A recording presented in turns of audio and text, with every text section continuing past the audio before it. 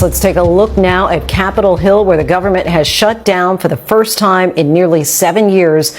At midnight, the government ran out of money. Both sides are blaming the other, while millions of federal workers brace for what is a very uncertain future. What was the final chance to keep the government open failed tonight in the Senate. Majority Leader Thune and Minority Leader Schumer had this to say. Well, I know why we're doing this, Mr. President. The Democrats' far left base said jump. The Democrat leaders said how high. But the far left's determination to oppose anything President Trump has ever said or done is not a good reason for subjecting the American people to the pain of a government shutdown. It's natural that people understand that Donald Trump and the Republicans want to shut down and Democrats do not. We need to deal with this health care crisis now, not later. But the Republican bill fails to do that.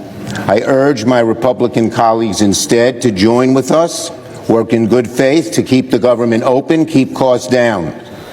President Trump is threatening to fire federal workers and cut programs and benefits. He also said he can do things that are irreversible. Democrats rallied on Capitol Hill earlier today in a show of unity and demanded that Medicaid cuts be restored, saying Republicans would rather shut down the government than protect the health care of the American people. And with the government shutdown now in effect, Jay O'Brien joins us from Capitol Hill. Jay, what happens now? Lindsay, it means the apparatus of the federal government slowly grinds to a halt. The longer a shutdown goes, the worse the effects become because money begins to dry up. For the nearly 4 million federal employees, it means that if the government shutdown continues to roll into the month of October, they will start missing paychecks. The first federal paycheck of October is already going to be processed because it's money that was already set to go out this week. But then there's another paycheck that comes up for federal employees. We're talking about troops, their families, other federal employees in the middle of the month. And if the shutdown lasts until then, they will miss that crucial paycheck. There will be some employees that are told to come to work and still work without getting paid, and they will ultimately get back pay assuming the shutdown ends. Those are employees like TSA agents, air traffic controllers, people that do weather forecasting for the National Weather Service. And then other federal employees will be furloughed and told not to show up to work. That will start to happen today in Washington, D.C., OMB says. Those employees will start to get their marching orders as of today. But as the shutdown grinds on, if it lasts for a certain chunk of time, money will start to dry up in key federal programs like SNAP, which is the Nutrition Assistance Program for lower-income Americans, like WIC, which is nutrition assistance for mothers and infants, and the list goes on. Social Security, Medicare, Medicaid, that will still be processed, but you could also see delays there too the longer the shutdown rolls. It is a slow grinding, as I said, of the federal government to a halt that could be seriously detrimental for millions of Americans. And if history is any indication, any predictions here as far as how long a shutdown could go on? The longest shutdown in U.S. history was 35 days, Lindsay. That was in the first Trump administration. But right now, neither side is really close to a deal. As you heard earlier, Democrats are holding out. They want an extension of Obamacare tax credits. Republicans are accusing Democrats of holding a gun to the head, as the vice president said earlier, of the federal government to negotiate. Democrats have said, look, they want to negotiate with Republicans. Republicans have said, don't do that with the federal government in play. We'll negotiate at a later date. But it's really up to Democrats here. They feel right now that they have the political momentum to try to extract this concession on these Obamacare tax credits out of Republicans. They feel they have the political will, but the longer a shutdown grinds on, the question facing Democrats is how long will they be willing for this to last? Jay O'Brien from Capitol Hill. Thanks so much, Jay. And not long before the shutdown, we caught up with New Jersey Senator Andy Kim. All right, let's just start here. Where do we go at this point?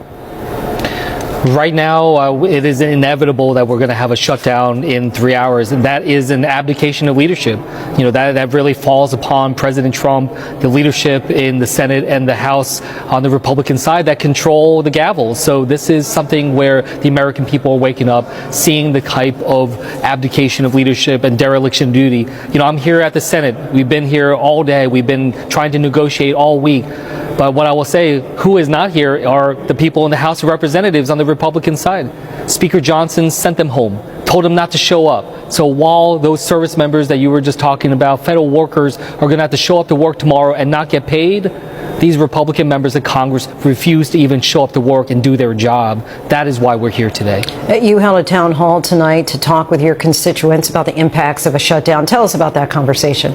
Yeah, right after the votes that we had in the Senate, I did a telephone town hall to reach across all across New Jersey. We had over 6,000 people dial in to be able to listen to this, and what I heard from them was really powerful. People talking about, there's a woman named Lucinda who talked about the concerns that she has. She told me to hold the line because she cannot afford her health care. She would have to give it up if she's not able to continue to get the support for the ACA through the marketplace. I had a woman named Barbara who talked about the challenges that her family's facing, but she put it in that context, saying that this is a challenge that people are hearing and facing all across America right now.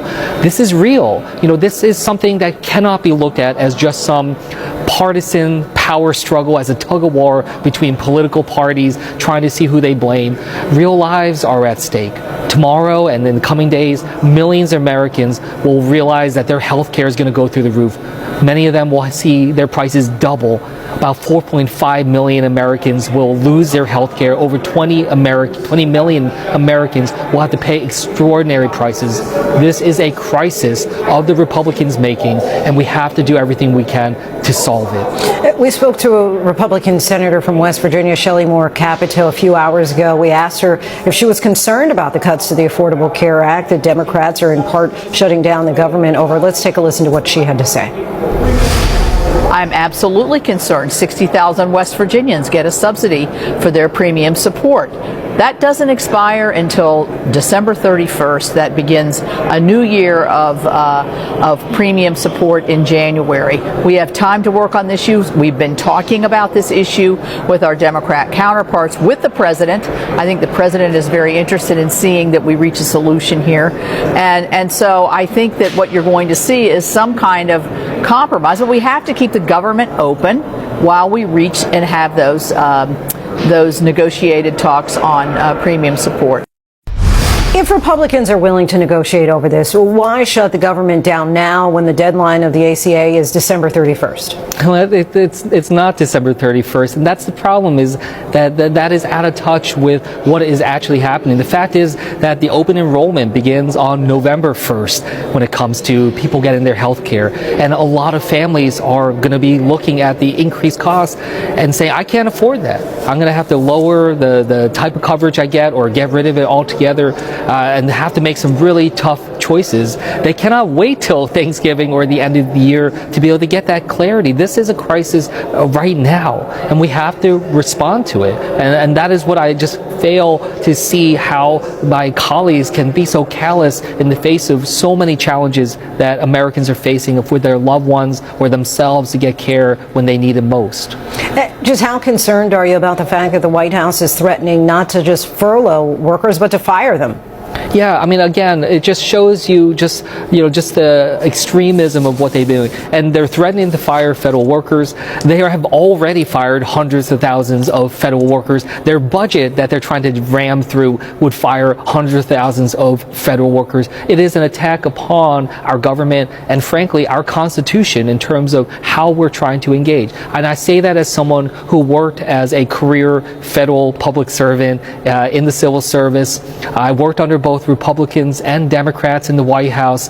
These are the people that are helping our government, helping our American people get the services that they need. And again, the idea that these service members and our government employees are showing up to work every day, even though they're not getting paid, while Speaker Johnson has given the Republicans in the House of Representatives a free vacation, while they are still getting paid, by the way, the president and the members of Congress get paid. I find that to be absurd. That's why I'm not taking pay as long as government is shut down. I'm going to stand with our federal workers and the American people to be able to help try to deliver the needs that so many of them are calling out for desperately.